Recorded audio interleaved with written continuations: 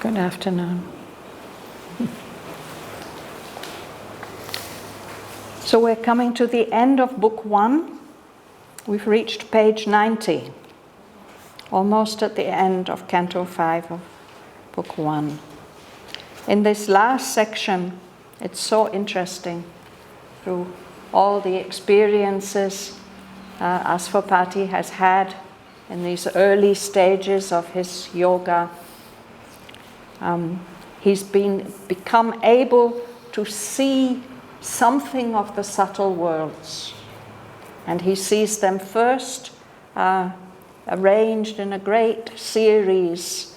It says like a golden ladder up which the soul can move up and also down. It's connecting the spirit's extremes, both ends of existence. The highest consciousness and the lowest unconscious matter. And that the characteristic of that last high world where all worlds meet, there everything is reconciled and harmonized. All the things that seem to be contradictory and opposed to each other, they find their unity in harmony.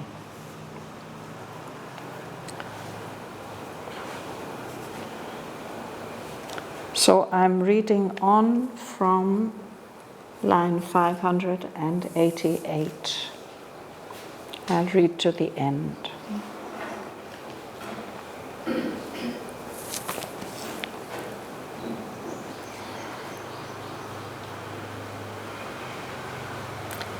There was no quarrel more of truth with truth. The endless chapter of their differences, retold in light by an omniscient scribe, traveled through difference towards unity. Mind's winding search lost every tinge of doubt, led to its end by an all-seeing speech that garbed the initial and original thought with the finality of an ultimate phrase. United were time's creative mood and tense to the style and syntax of identity. A paean swelled from the lost musing deeps. An anthem pealed to the triune ecstasies. A cry of the moments to the immortal's bliss.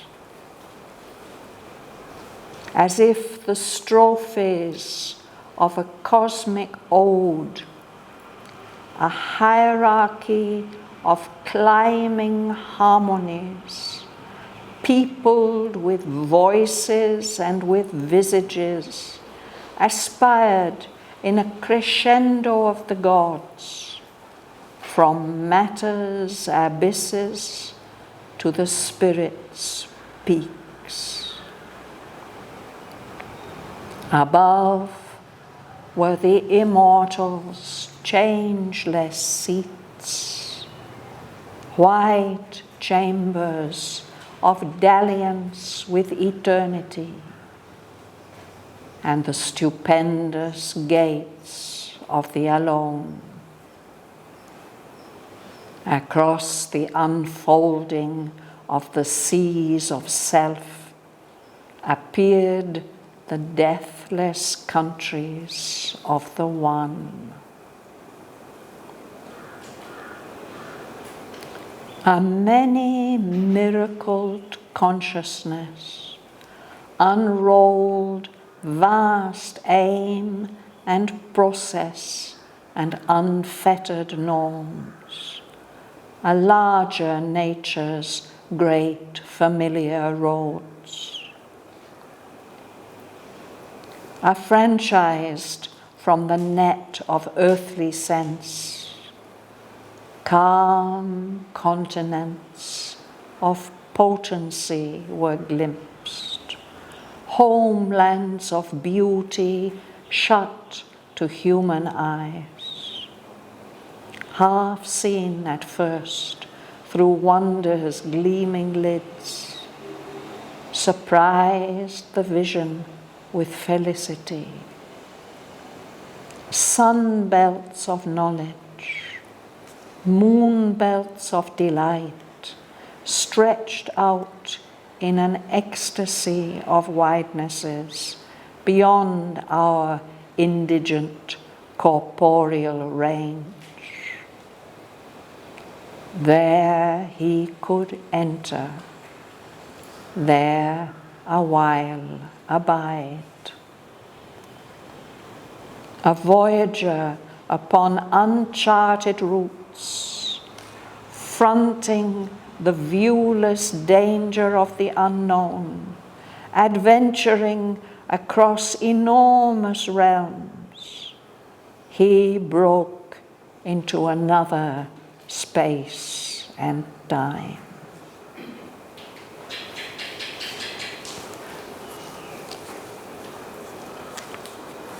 You can start, Martin, please.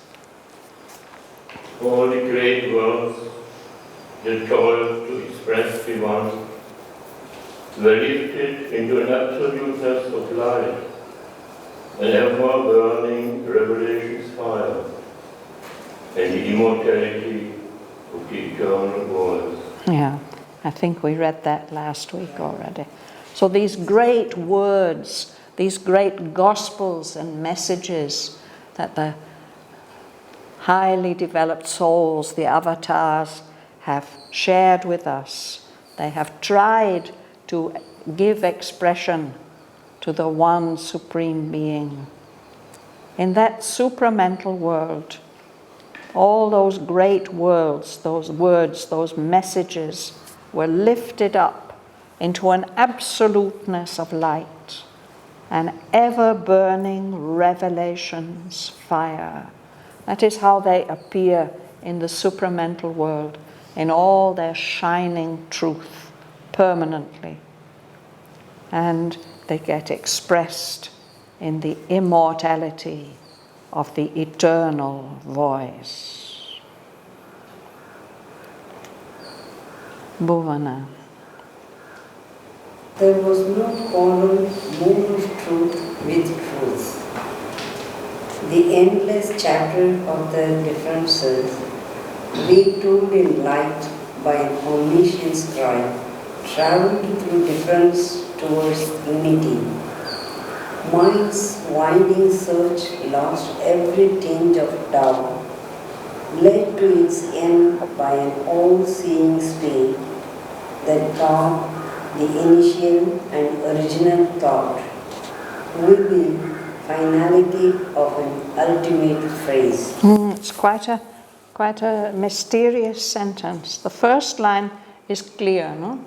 There's no more quarreling, there's no more disputing one truth with another. That endless chapter of their differences gets retold in light by an omniscient scribe. A scribe is the one who writes down the stories, no? So when he writes down these different truths and he expresses them in his own way, there, this omniscient scribe, he shows all the connections, no? So that endless chapter of their differences is shown to have traveled through difference towards unity. It may seem as if on the roads of earth these truths are different and conflicting, but when we see them from that higher level, it's shown that they're all moving towards the one truth. So in the same way, the winding search of mind, the whole history of the universe, mind searching for the ultimate truth. When it reaches that high level, it loses every tinge, every faint shadow of doubt, because it is led to the end of its search by an all-seeing speech. This must be the speech of the rishis. They see and they express everything. And that speech, it says, garbed the initial and original thought with the finality of an ultimate phrase. To garb means to clothe. So there's an original thought at the beginning that gets clothed, expressed with the finality of an ultimate phrase. It's having the ultimate last word. So the original thought and the ultimate expression, they are united. And then he says, united were time's creative mood and tense to the style and syntax of identity. These words have to do with grammar. When we are studying grammar, verbs have tenses, past, present, future, and they have moods. We don't use these moods much in English, but there are moods, conditional, subjunctive, and so on. In Sanskrit, the verbs have special forms which show what are the moods, what are the ways in which the verb is being used. In English, of course, we have the tenses. So it says that time, what time is bringing is these tenses and these moods, no? But in that highest level, in that highest world, these things which are products of time or expressions of time get united with the style and the syntax of identity. Syntax is the way that words, verbs, and nouns, and adjectives, and adverbs are all joined together in a sentence. The structure of the sentence. This gives the structure of the sentence, yes.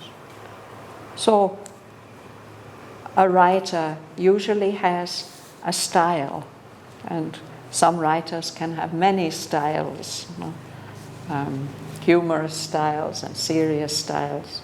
We see Sri Aurobindo's many, many different poetic styles as we go through the poem. So here again, it's the idea of everything being united and the connection between time and oneness and difference all being united. Shraddhavan, I have one question. Near Sri Aurobindo, who is omniscient scribe? Sorry? Near Sri Aurobindo, who is omniscient scribe? The omniscient scribe. You have some near some bicycle.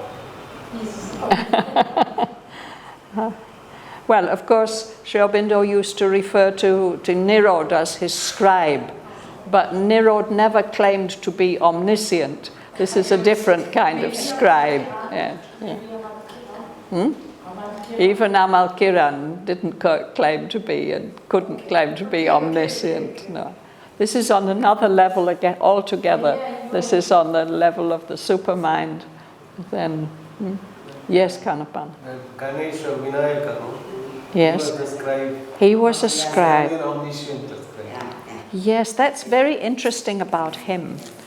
that he broke off his tusk to write with, and he said, I will try to keep up with you, yes, but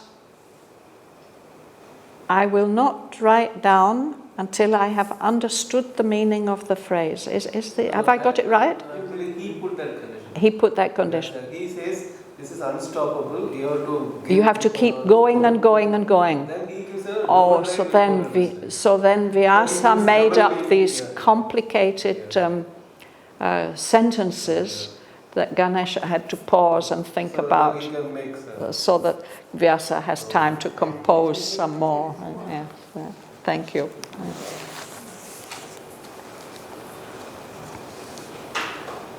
So I think with that line about the time's creative mood and tense being united to the style and syntax of identity, I think that's where the passage about the supermind stops. Now Sri Aurobindo is seeing the whole, Aswapati is seeing the whole picture of all those worlds.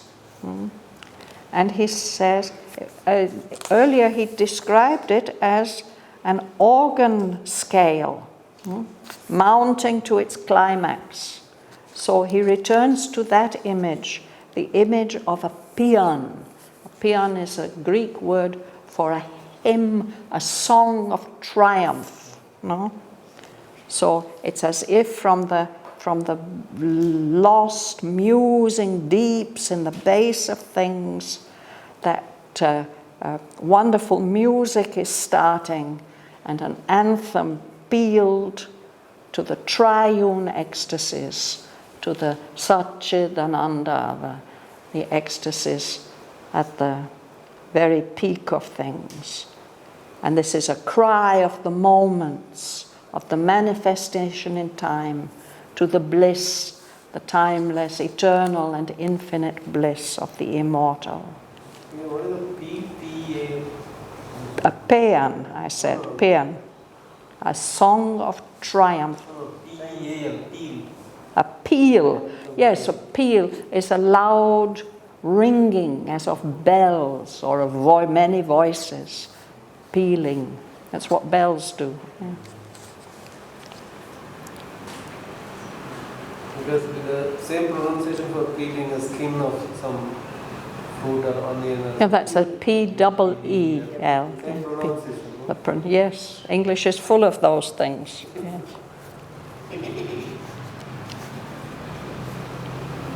So that paean, that great song, it's corresponding to this level, this scale of different tones, these many different worlds. Another way that the poet describes it is as the strophes of a cosmic ode. An ode is another kind of ancient Greek poem. This is a universal poem, and it has many verses. Strophes are long, complex verses of an ode. So this hierarchy of climbing harmonies. Nobody's read this yet? No? Right, okay. Kamla, would you read it, please? Start with a paean. A paean swelled from the last music deeps, an anthem pealed to the triune ecstasies, a cry of the moments to the immortal bliss. Yes, a paean. So I explained paean, no? An anthem, it's a sacred song, also of praise. It rings out, and that song is offered to the triune ecstasies, 3 in 1. We can speak of biune and triune, things that are 2 or 3 things that are united. The triune ecstasies, I think it's the worlds of the contents of the three triune? Contents of the triune, what make the triune? Like Satchidananda? There are many trinities, actually. There's matter, life, mind. There's existence, consciousness, bliss. So you have to decide. There are other trinities also. But I think this must be that triune, that 3-in-1 of Satchidananda, which is at the summit of the manifestation. So all this is as if the whole of time is calling to the bliss of the immortal and the transcendent worlds.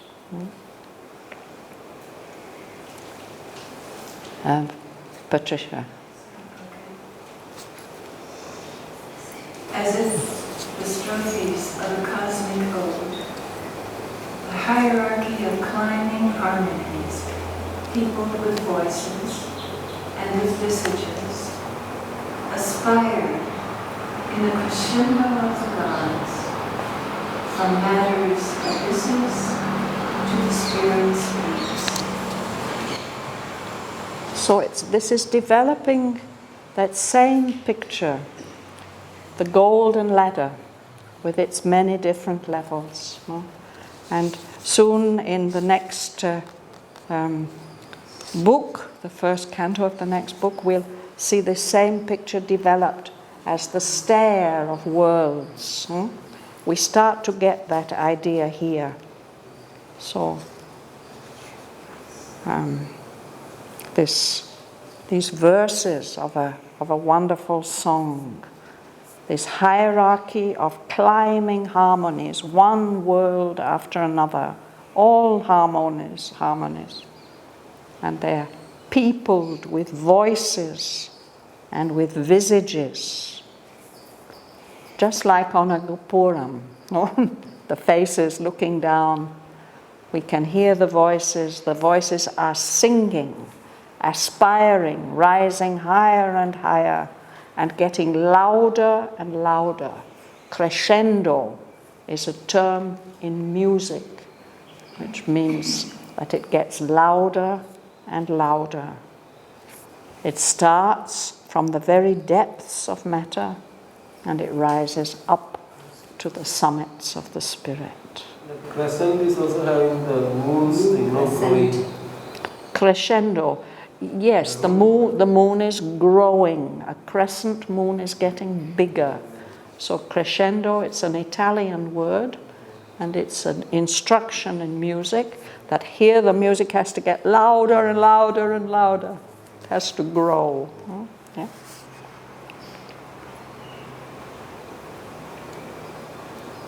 Sarojini, above. Above where the immortals changeless sits white chambers of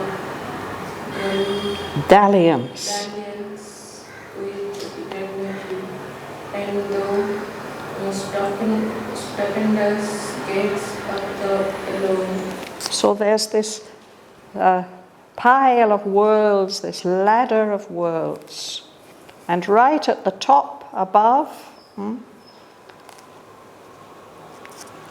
are the changeless seats of the immortals, the immortal beings who are beyond space and time. That's where they sit. And there are these white chambers, these rooms, absolutely white and pure, of dalliance with eternity. It's a meeting place, a point where all the differences of manifestation meet the eternal world. Dalliance is like flirting. You know what flirting is? Yeah? Playful talk between lovers. Dalliance. It's not serious, no? Go on, talk. playful talk. Yes. So here there's a communication going on between eternity and all the happenings of time. And there are the stupendous gates of the alone, the entrance to the Supreme.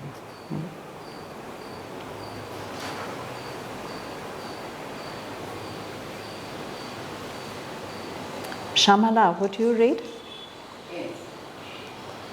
Across the unfolding of the seas of self appeared the deathless countries of the one. Continue. A many-miracled consciousness unrolled, vast aim and process and unfettered norms, a larger nature's great familiar course. Yes. So, what Asvapati is seeing is the fields of self. This is not outer landscapes, these are inner psychological landscapes. No? And there he sees all those deathless countries where things don't die. These are not physical, mortal worlds. These are the deathless countries which are the expression of the one in all. And there he sees, with this unfolding of these seas, oceans of self, he sees that a many-miracled consciousness, the conscious force, is unrolling, expressing vast aim, process, and unfettered norms, things that we are not familiar with here at all. Norms are standards, but these standards are unfettered, they are limitless. What he's seeing is the great familiar roads of a larger nature, not this physical, material, universal nature that we know about, something on a much, much vaster scale. Suresh. Of Francis from the net of earthly scenes, found continents of potency were films, homeland of beauty shed to human eyes, oft seen at first glance, wonders, gleaming lights, surprise the vision with felicity. Centers of knowledge, moon belts of light, stretched out in an ecstasy of widenesses beyond our indigent corporeal range. Right. So this is what Asvapati is seeing. Now he's able to see into that larger nature. He's set free, or he sees places that are set free. Affranchised means liberated from the net of earthly sense. Sri Aurobindo often speaks of our senses as a kind of net in which we catch things. So these things he's seeing now can't be caught by the earthly senses. He sees whole continents. Continents are huge land masses, solid, calm continents of potency, power, full of power. They were glimpsed. homelands of beauty that have always been closed to human eyes. We couldn't see them.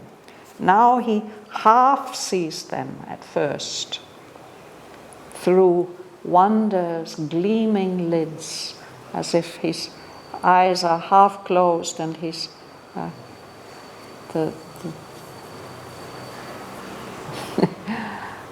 eyes are full of light. That's those things that he's seeing, those continents and homelands, surprise the vision with felicity. His power of vision is delighted by these things that he's seeing. And he sees sun belts of knowledge, whole areas that are bright like sunlight. And there are other whole regions, moon belts of delight. The moon is connected with soma, with delight, with bliss. So he sees these sun belts and these moon belts stretching out in an ecstasy of widenesses, far, far beyond our indigent corporeal range. Indigent means very poor, very limited. Our range of experience is very limited because it's based on physical bodies. Corporeal means bodily. Devan. There he could enter, there a while abide, a voyager upon uncharted routes, fronting the viewless danger of the unknown, adventuring across enormous realms, he broke into another space and time. Yes. So this is where he leaves our earth and becomes the traveler of the subtle worlds. First of all, he can see those things, and then he realizes that he's allowed to enter into that other universe and stay there for some time. He can become a voyager, a traveler on uncharted routes, routes that have never been mapped. And of course, when you are an adventurer into the unknown like that, or facing the viewless danger of the unknown, you don't know what dangers are waiting there. But he's an adventurer.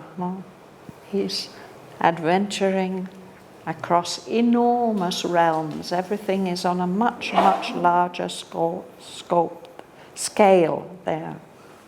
He's leaving our space and time and entering another kind of space and time. This harmony was repeated, no? Harmony. Yes. Is it reflecting the words in the evolution of the mother? All contraries prepare the harmony. Her harmony. Any connection between these two? Yes, of course. This supramental world which he's seeing is the home of the mother. It's the truth world. Yes.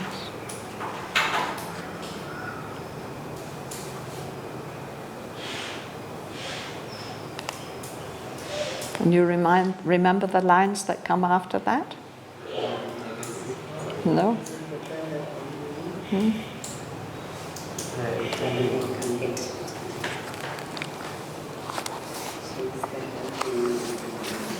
It says that she brings two kinds of bliss. Towards our knowledge climbs, our passion ropes. No. All contraries prepare her harmony. Then? After that? Yes. Towards her, our knowledge climbs, our passion ropes. Yes. In her miraculous rapture we shall dwell. Yes. Her clash shall turn to ecstasy our pain. Yes, go on. Our self shall be one self with all through her. Our self will be one self with all through her. And then? In her, conformed because transformed in her. Our life shall find in its fulfilled response above the boundless hushed beatitudes below the wonder of the embrace divine. So there above it will enjoy the supreme beatitudes, but it will also enjoy here on earth the embrace divine. That's the gift the mother brings. Reconciling bliss.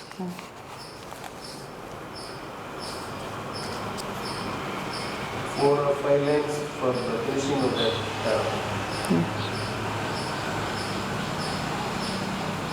Yeah, when he realizes that, who she is and what her gift is, that changes everything for him. Yes.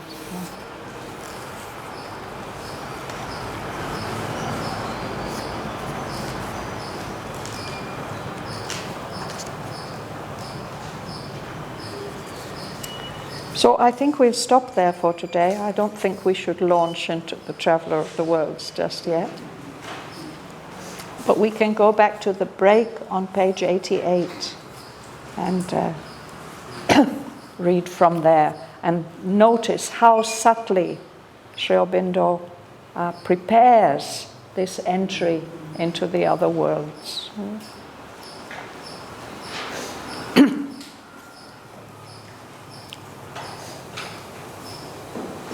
First he gives this image of the Gopuram, no? This magic porch, and then there are these high immensities and all the unknown looking down from boundlessness.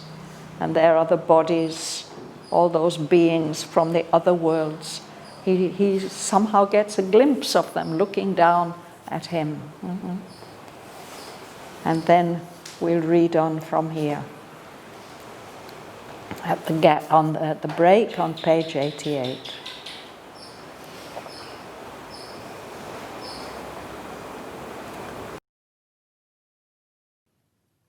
There was no quarrel more of truth with truth. The endless chapter of their differences, retold in light by an omniscient scribe, travelled through difference towards unity. Mind's winding search lost every tinge of doubt, led to its end by an all-seeing speech that garbed the initial and original thought with the finality of an ultimate phrase. United were time's creative mood and tense to the style and syntax of identity. A paean swelled from the lost musing deeps, an anthem pealed to the triune ecstasies, a cry of the moments to the immortal's bliss. As if the strophes of a cosmic ode, a hierarchy of climbing harmonies, peopled with voices and with visages, aspired in a crescendo of the gods from matter's abysses to the spirit's peaks.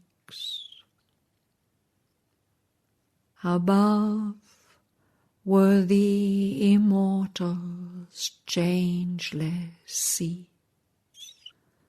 white chambers of dalliance with eternity, and the stupendous gates of the alone. across the unfolding of the seas of self, appeared the deathless countries of the One. A many-miracled consciousness unrolled vast aim and process and unfettered norms, a larger nature's great familiar roads. Affranchised from the net of earthly sense, calm continents of potency were glimpsed, homelands of beauty shut to human eyes, half seen at first through wonder's gleaming lids, surprised the vision with felicity.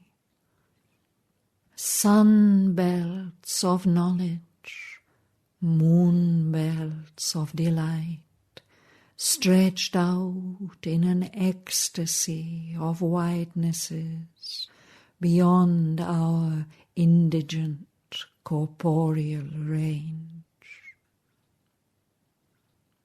There he could enter, there a while abide,